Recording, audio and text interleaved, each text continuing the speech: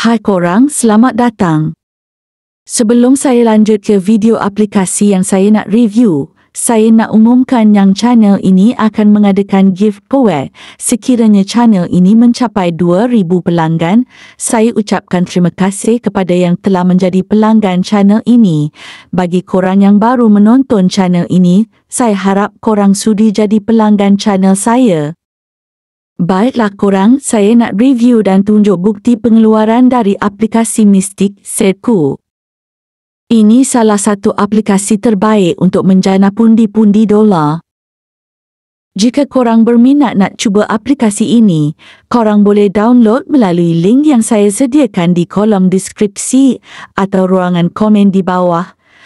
Dan korang akan menerima 3 sen dolar jika download melalui link saya sediakan.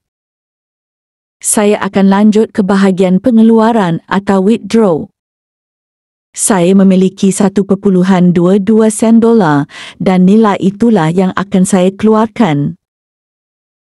Seperti biasa, saya akan pilih TNG.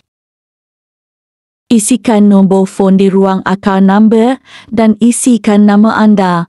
Lalu isikan jumlah yang akan dikeluarkan. Saya ada 1.22 sen dolar. Pada bahagian ini, anda akan diminta membuat verifikasi wajah jika kali pertama anda membuat pengeluaran dari aplikasi ini. Saya dah pun berjaya membuat verifikasi dan sekarang saya nak tengok pada bahagian sejarah transaksi. Saya membuat pengeluaran pada jam 10.55 pagi bertarikh 25 September dan dalam status pengkreditan kerana ada logo jam di atas sebelah kanan.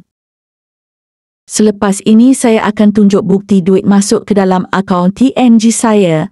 Namun ada keterlambatan duit dikreditkan ke akaun saya kerana ini pertama kalinya saya membuat pengeluaran dari aplikasi ini.